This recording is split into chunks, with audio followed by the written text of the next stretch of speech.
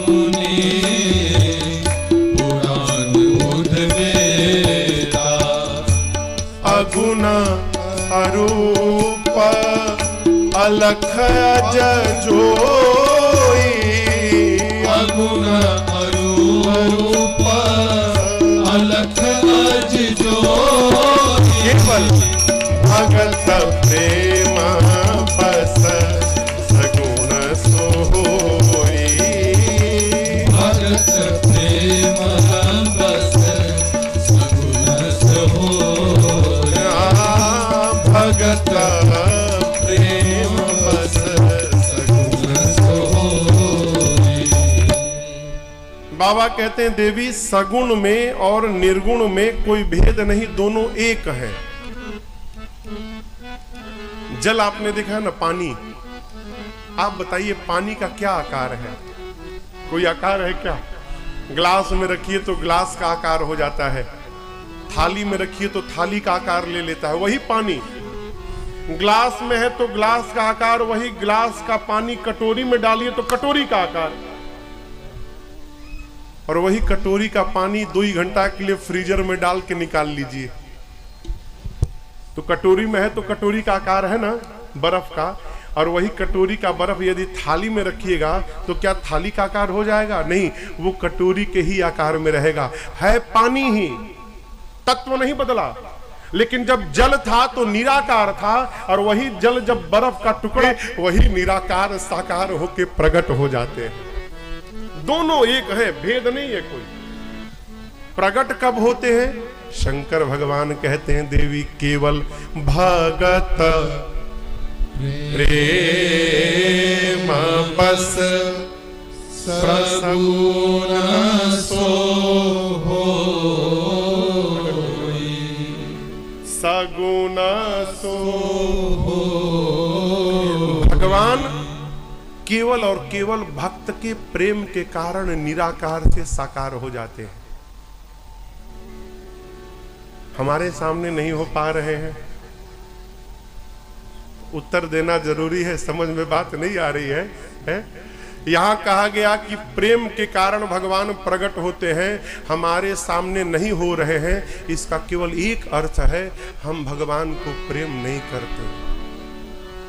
बुरा मत मानिएगा, हम केवल अपने स्वार्थ के कारण उनके पास जाते हैं। आप याद करिए, ऐसा कभी हुआ है कि भगवान के सामने जाकर हमने कुछ मांगा नहीं उस दिन? कहीं भैया है क्या ऐसा?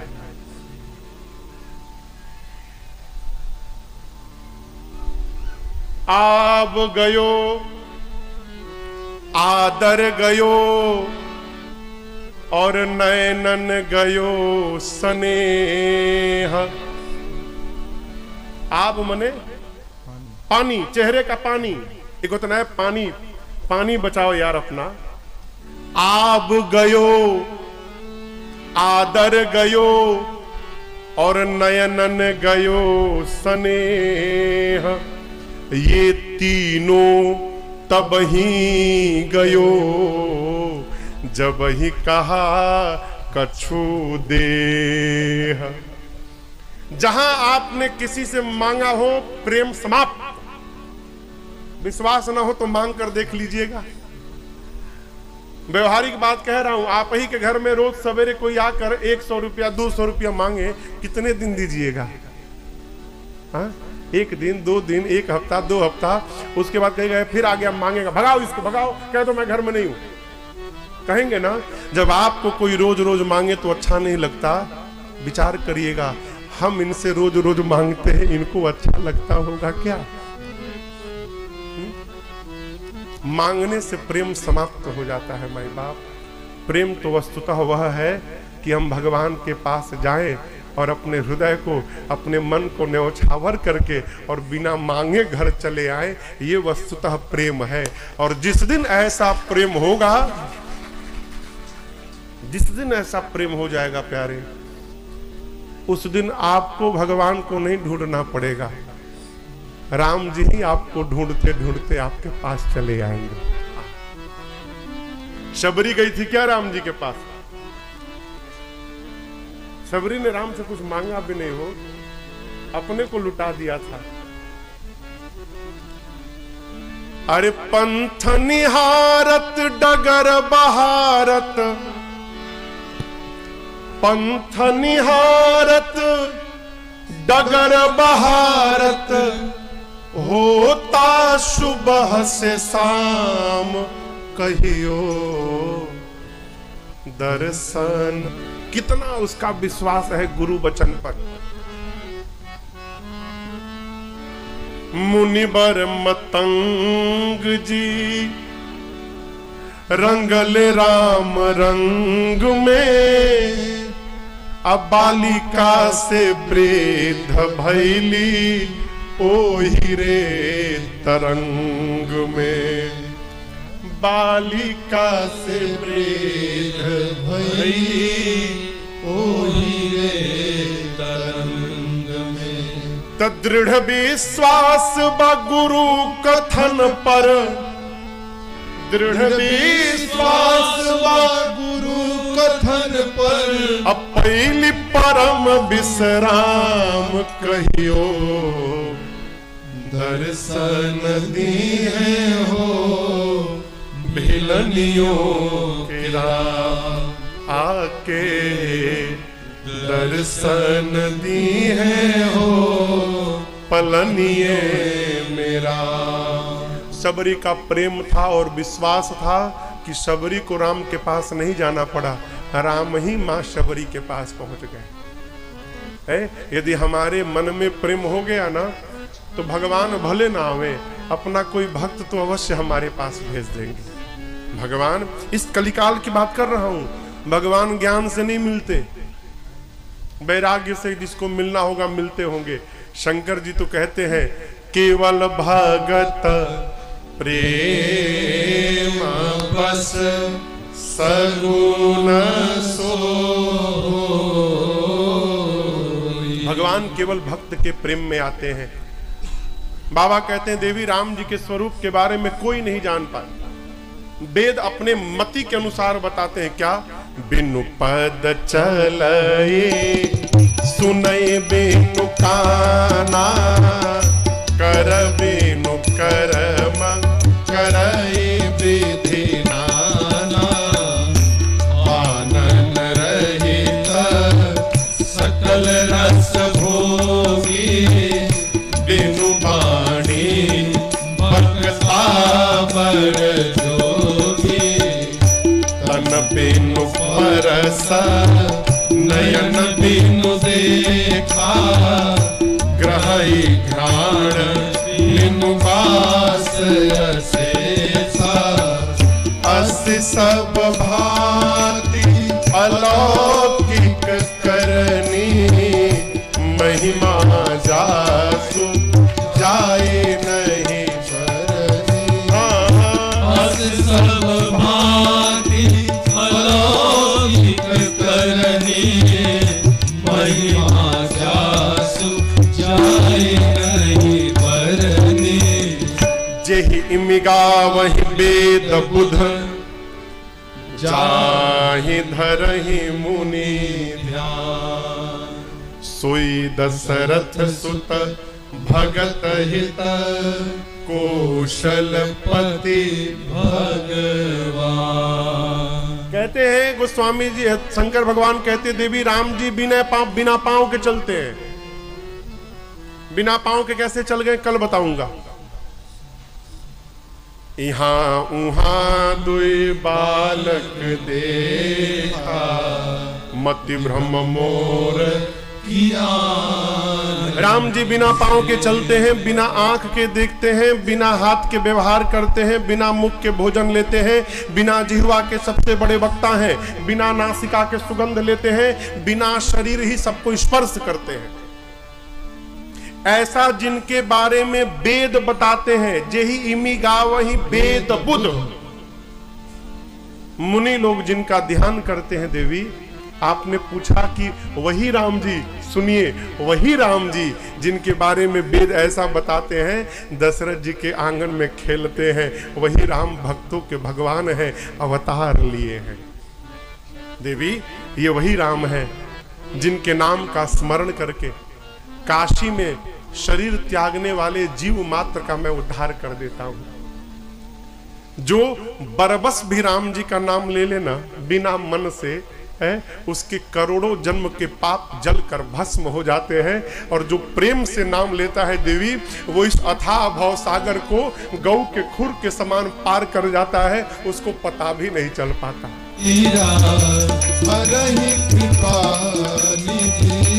सज्जन पीरा हराहि कृपा निधि सज्जन पीरा। बाबा कहते हैं देवी, जब जब धर्म की हानि होती है, एक बात समझिएगा, धर्म की हानि वानी नहीं होती। महाराज यहां तो लिखा है, दिखाई पड़ता है कि हो रही है, लेकिन होता नहीं है। क्यों महाराज? होगा नहीं तो दिखाई कैसे पड़ेगा? अब ये बताइए, दोनों माइक बराबर है ना? आप नहीं बता सकते कि कौन बड़ा है कौन छोटा है। अब बताइए, ये छोटा हो गया ना, ये घट गया ना? ये घटा नहीं, ये जहां था वहीं पर है। इसकी तुलना में जब अधर्म बढ़ गया तो बढ़े हुए अधर्म के आगे दिखाई पड़ रहा है कि धर्म छोटा हो गया। धर्म वहीं पर है, धर्म नहीं घटता। धर्म की तुलना में जब अधर्म बढ़ने लगता है तो बढ़े हुए अधर्म के आगे लगता है कि धर्म छोटा हो गया। धर्म छोटा कदापि नहीं हो सकता। कई लोग कहते हैं महाराज धर्म खतरे में। अरे अपने को बचा लो तो बहुत बड़ी बात। धर्म क्या बचाओगे? हिंदू होकर सिर पे शिखा नहीं रखे हो, यहां की शिखा निकाल कर यहां बोक ऐसा बढ़ा लिए हैं और कहते हैं कि धर्म खतरे में है? क्षमा करिएगा, हिंदू हैं और यहां की शिखा कटवा दिए। अरे तुम अपने को नहीं बचा पा रहे हो, धर्म कहां से बचाओगे? धर्म अपने रक्षक की रक्षा स्वयं करने में सक्षम है। धर्म को हमारी आपकी आवश्यकता नहीं है, हम अपने को बचा ले, यही बहुत बड़ी बात है। धर्म वहीं पर है। धर्म की तुलना में जब अधर्म बढ़ जाता है, कैसे बढ़ता है महाराज? इसको उठाने वाले आ जाते हैं। कौन? पापी, अभिमानी, अधम, असुर जब बढ़ जाते हैं और बढ़कर गौ पर, पृथ्वी पर, देवताओं पर, भक्तों पर, संतों पर इतना अत्याचार करने लगते हैं, तब जाकर भगवान विविध रूप धारण करके आते हैं और पृथ्वी पर सज्जनों की पीड़ा का भगवान हरण कर लेते हैं। देवी, राम जी के जन्म के कई कारण हैं। अनेक राम जन्म के हेतु अनेका। कैसे हैं? परम विचित्र, एक ते एका। सारे कारण बड़े अद्भुत अद्भुत हैं, लेकिन सारे सुनाने लगूंगा तो 9 दिन कारण में ही चला जाएगा। इसलिए शंकर जी कहते हैं मैं आपको कुल 5 कारण सुनाता हूं। कितने कारण? 5। सबसे पहला कारण बाबा कहते हैं, भगवान श्रीहरि के द्वार पर 2 द्वारपाल थे, जय और विजय। एक बार सनकादिक ऋषि चारों भाई भगवान से मिलने गए। जय विजय ने द्वार पर रोक दिया, नहीं जा सकते आप। मुनियों ने कहा नहीं पहचानते हो? जय विजय ने कहा पहचान रहे तभी तो रोक रहे हैं। किसी का भी प्रवेश नहीं हो सकता, वर्जित है प्रवेश। मुनियों को आया, क्रोध निकाले, जल श्राप दे दिया, भगवत दर्शन में विघ्न करते हो, जाओ तुम दोनों असुर हो जाओ। भगवान दौड़ कर आए बाहर, क्षमा करिए। मुनियों ने कहा प्रभु असुर तो होना पड़ेगा, और वो भी एक बार नहीं, हमने 3 बार कहा जाने दो। 3 बार मना किए इन लोगों ने। 3 जन्म असुर लेना पड़े, असुर जोनी में जाना पड़ेगा। और एक बात कहूं, जब जब ये असुर जोनी में जाएंगे ना, तब तब आपको भी इनको मुक्त करने के लिए अवतार लेना पड़ेगा। ये राम जी के जन्म का पहला कारण। वही जय विजय पहला जन्म भया सतयुग में हिरण्याक्ष और हिरण्यकश्यप के रूप में। तो हिरण्याक्ष के लिए भगवान वराह अवतार लिए। अभी हम लोग मई में गए थे नेपाल कथा करने, विराटनगर। तो विराटनगर के ही आगे भगवान वराह के अवतार का स्थान था, वो पहाड़ कोशी नदी के किनारे।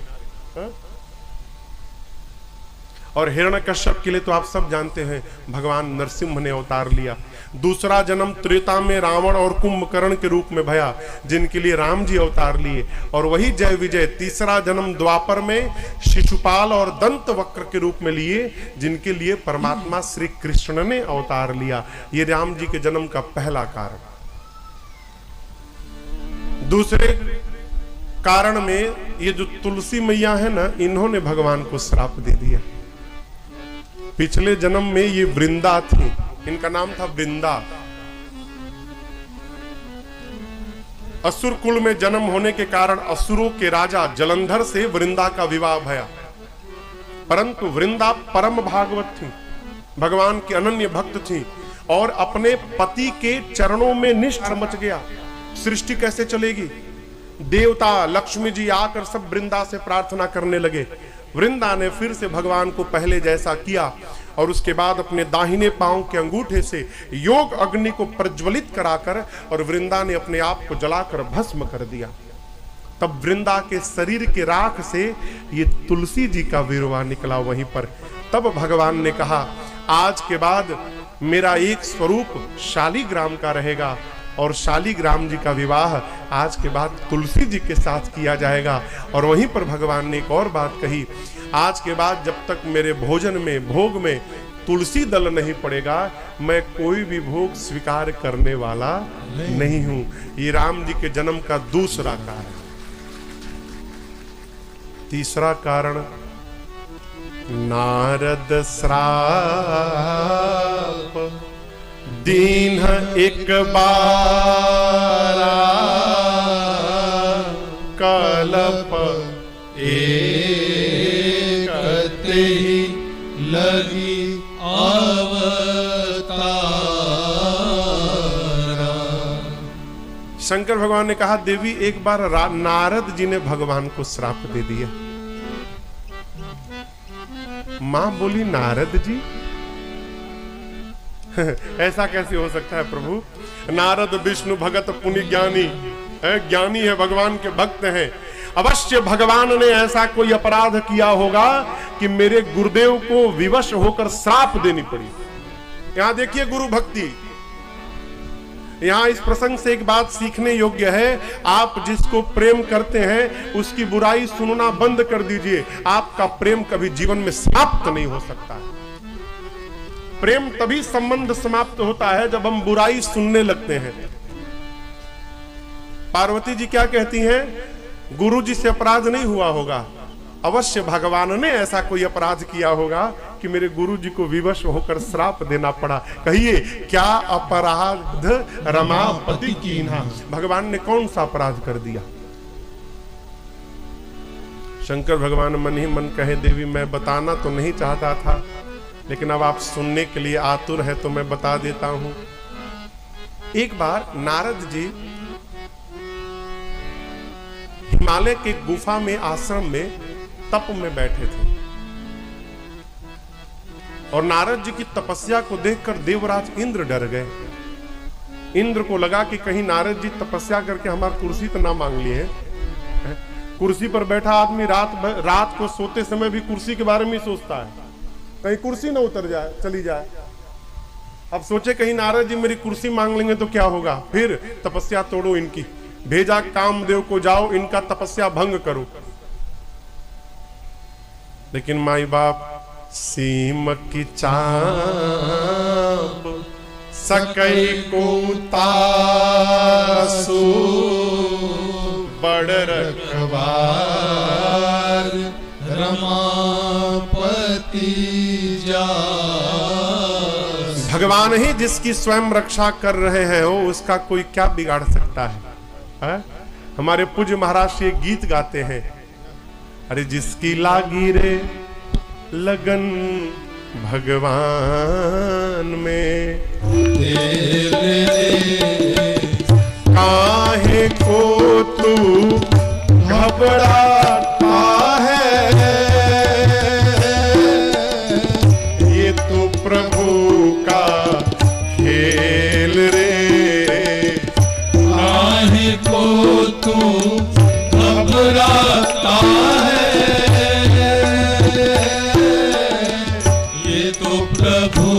का खेल रे, जिसके लागे रे लगन भगवान में, उसका दिया रे जलेगा तूफान में।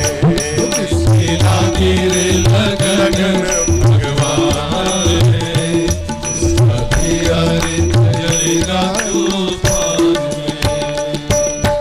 में। इस दुनिया में कौन बनाए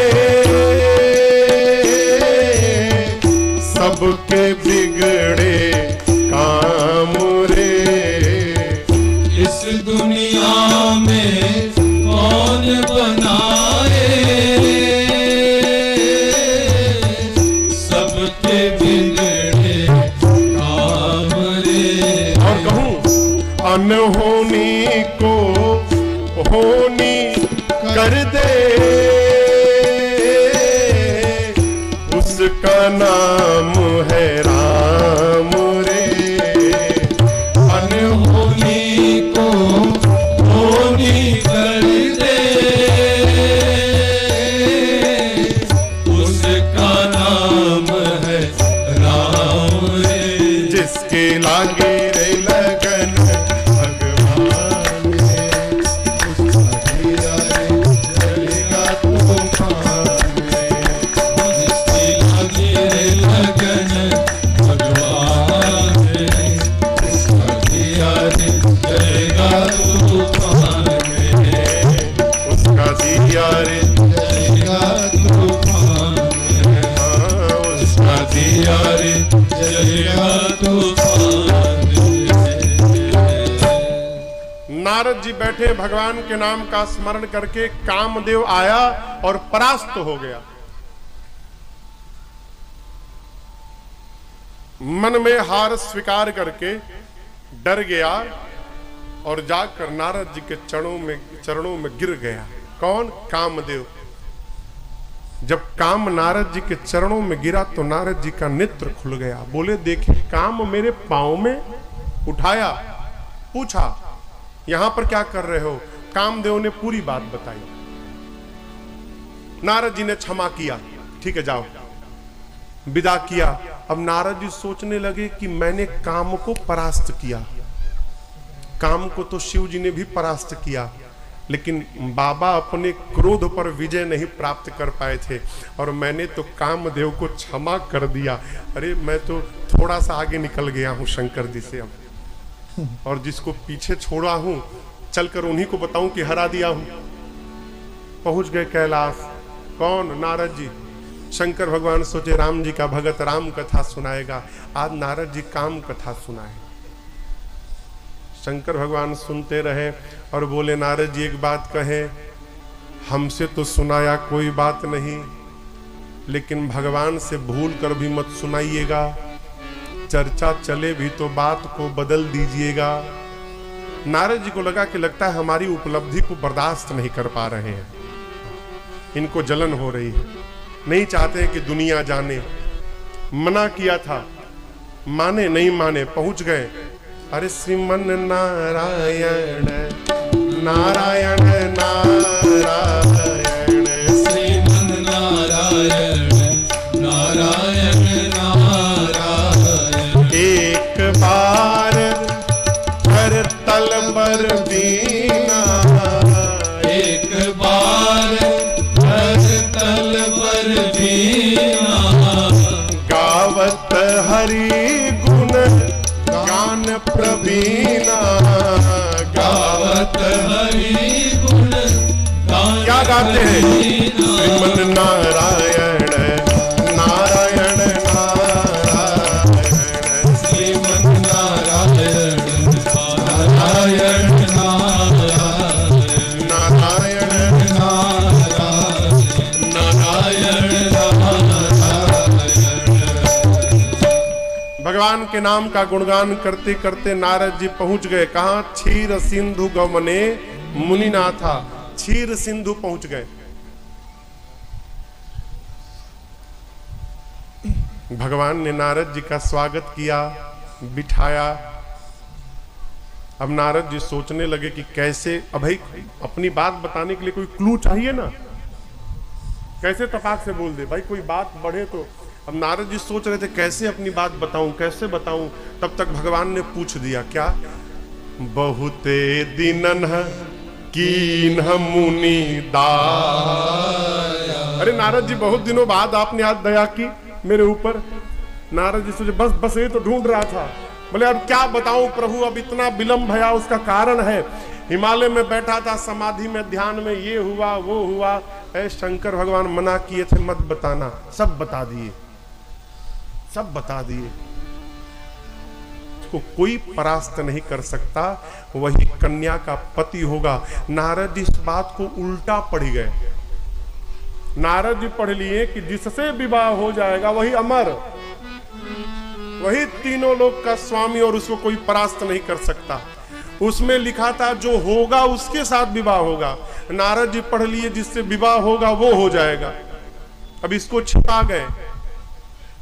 अब मनगढ़ंत बात बताकर वहां से चले और सोचने लगे, हे विधि मिलई कवन विधि पाला।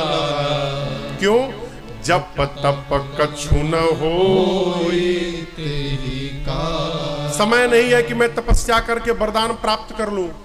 जप तप करने का समय नहीं है। हे विधाता, आप किस विधि से कन्या मिलेगी कुछ समझ में नहीं आ रहा है। आज ही 1 घंटे बाद स्वयंवर है, अब क्या करूं? तो बहुत सोचने के बाद दिमाग लगाए नारद जी। वो कन्या विश्व मोहिनी है, अब भगवान विश्व मोहन है, तो क्यों ना विश्व मोहन का चेहरा एक दिन के लिए उधार मांग लिया जाए। भगवान का चेहरा उधार मांगकर अब पहन के जाऊंगा तो भगवान का चेहरा देखते गले में माला मिल जाएगी मुझे। बोले बस यही करना है। लगे भगवान को बुलाने। भगवान तो पहले से तैयार बैठे थे। भगवान प्रकट भय। नारद जी से कहा, प्रभु ने क्यों बुलाया नारद जी? नारद जी कहे, प्रभु आपन रूप देहु प्रभु मोहि, आन भांति नहीं पावो। नारद जी कहे, प्रभु अपना चेहरा उधार दीजिए एक दिन के लिए। भगवान बोले, चेहरा क्या करिएगा? प्रभु विवाह करना है। भगवान मन में सोचे, चेहरा हमारा, विवाह तुहार है? विवाह तो उसी का होता है वो जिसका चेहरा होता है। और आप विचार करिएगा, लोग गाड़ी उधार मांगते हैं। तुम्हारे ईर्षा कपट विषेकी, तुम्हारे ईर्षा कपट विषेकी, मत सिंदूर त्रहि बौराय, मत सिंदूर सुरन प्रेर विषपान करायो, सुरन प्रेर विषपान करायो। आप दूसरे की संपत्ति पचा नहीं